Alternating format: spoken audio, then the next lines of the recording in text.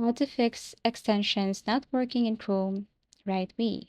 So first and foremost, you have to open your Chrome, and then this time you have to look for Manage Extensions. Here in the Manage Extensions, you have to make sure that you have turned on or you have toggled on the extension that you want to use right here. Now, another way is that you can update the extension.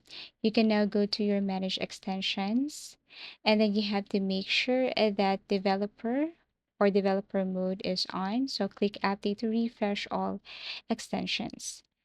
Now, you can also go back and then tap on this three dots right here, scroll down, or if you see the update notification right here, just tap on Update.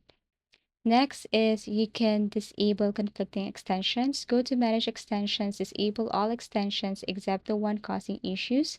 Enable them one by one to find the conflict. Next is clear cache and cookies. So you can go to your Google and then tap on the three dots. Now go to settings here and then go to privacy. Look for clear cache and you just have to click that one. You can also restart Chrome. And lastly, you can reset your Chrome if needed. So reinstall the extension if needed to.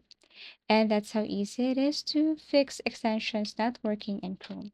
Thank you for watching and see you again in our next video tutorials.